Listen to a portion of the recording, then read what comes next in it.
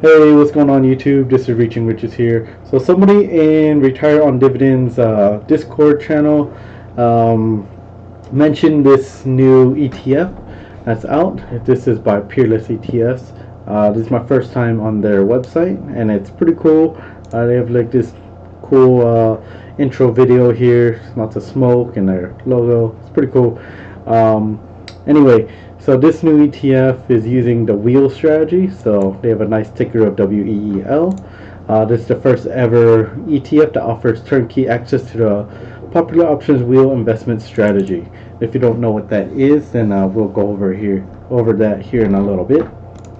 Alright, so the investment objective, the Peerless Option Income Wheel is an actively managed alternative income solution through a dynamic combination of secured put writing and covered call writing. The investment objective of the wheel is to generate equity-like returns over the long term through income generation with less than overall volatility of the major equity indexes.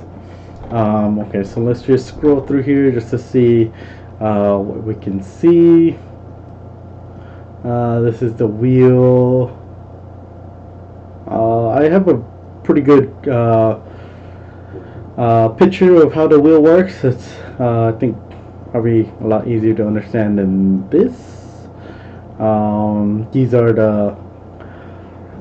the people who run Peerless. So Eric Thompson, the Peerless Wealth founder, and then you have Robert. I'm not even gonna try to pronounce his last name.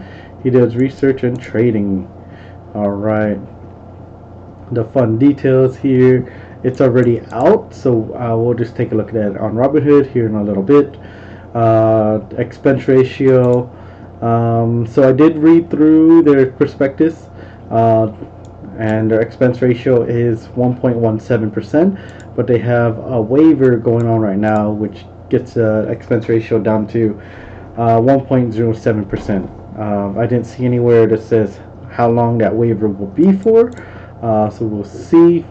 Does it say here? End of July 2025. So we have like about a year, a little over a year with for this lowered or wavered expense ratio. So after July 29, 2025, it's going to get bumped back up to 1.17%. What else can we find here? So net assets is $1 million. The NAV, so it looks like they started the ETF at $20, which is good. That's what I like to see. I know a lot of us like to buy these cheaper $20 ETFs just because it's easier to buy. You can just accumulate much more of them than a higher priced one.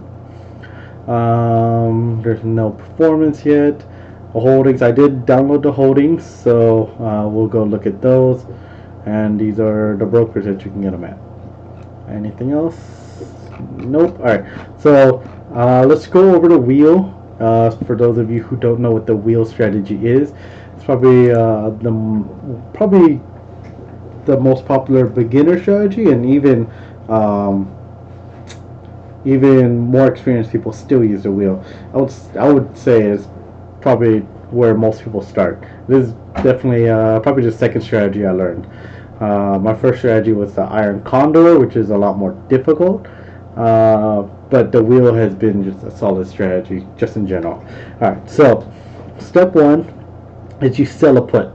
You get paid to sell puts, and you keep selling puts as long as it expires. You keep selling them, or if it gets assigned, then you start selling calls, because if you're signed, you have to buy the shares. So you buy however many shares you need, depending on how many contracts you sold.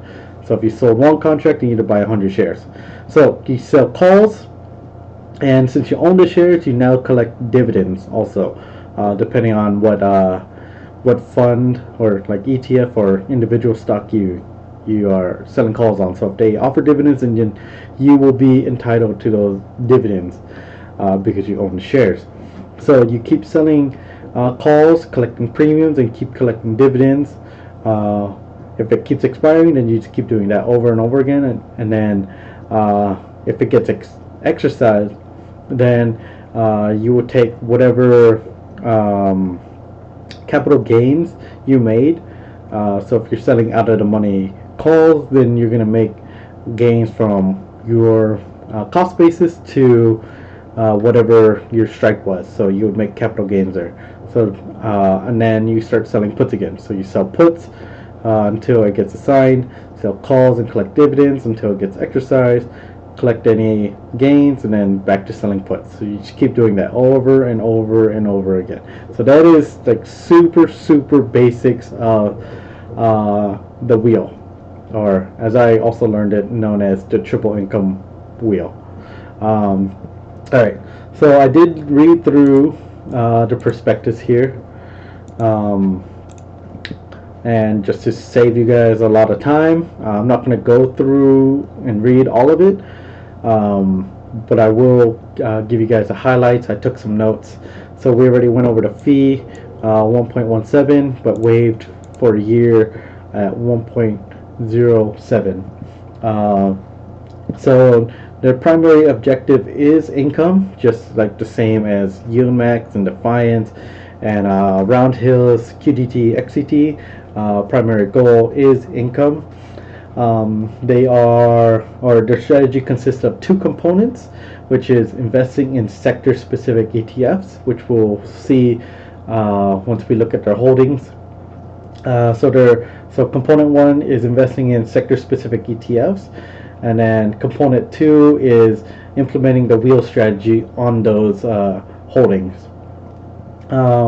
They may trade sector ETFs or individual holdings to meet allocation needs. They may invest in both individual. Wait, I just said that. Sorry. So they have the option of buying the sector specific ETFs or buying individual stocks, and that's going to be based on their balanced exposure is what they're trying to go for. So if we look here, let me look at my notes. It says at their most conservative, they will invest in sectors based on the GICS framework. So this is the GICS framework. So this is the sectors that they're going to try and hold and trade the wheel on. So these are the sectors. They will invest equal weighting across the GICS framework to seek balanced exposure across the market. So they're going to buy sector specific, or they're going to get the ETFs of each of these sectors and hold them, or they're going to have them balanced in their portfolio. All right. So that is their most conservative, is equal weighting here, and at their most risky, they will target a beta of slightly over 1, which may happen if they emphasize a particular sector more. So if they have a little bit more funds into, let's say, tech, then their beta is going to be greater than 1. And that would happen if they were slightly more emphasizing that sector. Alright, and then if you don't know what beta is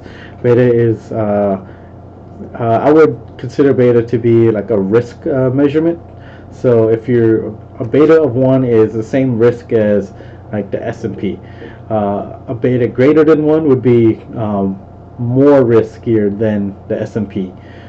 And then a beta of less than 1 is safer or less risky than the S&P. So beta is just a measure of risk.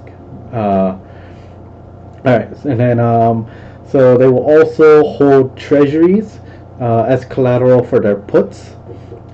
These treasuries are going to range from 6 months to 2 years in maturity, and they are selling 1 month out. They're selling 1 month out options. So if they are selling like puts, it's going to be 1 month, and it's also going to be out of the money. So out of the money 1 month options. So that's how they're generating their income from these options, and It says they will continue to implement the strategy regardless of market conditions and will not take defensive positions. So that is pretty important to know. So regardless of what the market does, they're just gonna sell their options. All right, so let's look at their holdings here. So I downloaded it already. So these are their holdings. So they have about $1 million in treasuries. They have ARKK. Looks like more treasuries. They have GDX, IBB, ITB. I'm not going to read all of these, but I did pull them up for at least the majority. I didn't get ARKK, so let me just go here. So ARKK, this is their tech. This is Kathy Wood's tech ETF. Then they have GDX, which is gold. They have IBB, which is biotech. ITV, which is home construction. They have the Russell 2000, or IWM. They have KRE, which is banking. KWeb, which is China. I think a lot of us should be familiar with KWeb if you own Clip. But they have KWeb in here. They have OIH, which is oil. They have QQQ, which is NASDAQ 100. SMH is semiconductors. XLC, which is communications. XLE, which is energy sector. And XLI, which is industrial. So that is all of their holdings. So they're selling puts, because that's how you start the wheel. Selling puts. I don't know if I'm going to track this one. Maybe somebody else will track this one. But if I get, maybe, if I have time, and if I get enough people who are interested, then maybe I'll track this. But this is what they have. So 10 contracts of ARKK, 18 on GDX, 5 IBB, 6 on ITB. They have a lot over here on KRE, a lot of KWeb, and not too much on the rest. So that is their holdings. And the wheel is trading. So I pulled it up on Robinhood, since it said the inception date was the 16th, and so it is live and you can buy it. It does start at $20, so if you want it, you can go and invest in here.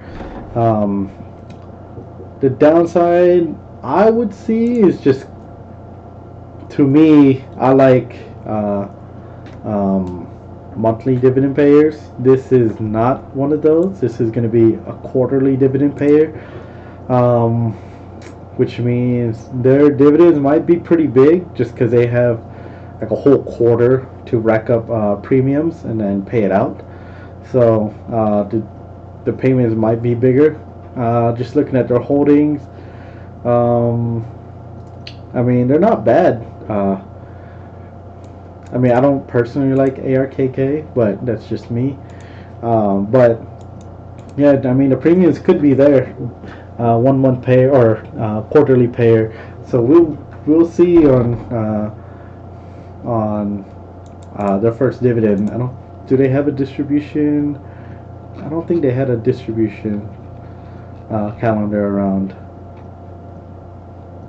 I don't remember seeing one. Yeah, they don't have a distribution calendar yet. I will probably just buy one just to see how it does. But yeah, so that is Peerless Option Income Wheel Strategy, or ETF. So let me know down below if you are interested in this. I'm definitely going to be watching it on the price chart. I'll just buy one, see how it is. But if this interests you, let me know. If I get enough interest, I may start tracking it based on how much time I have. But yeah, let me know what you guys think about this ETF. And as always, this is not financial advice. I am not a financial advisor.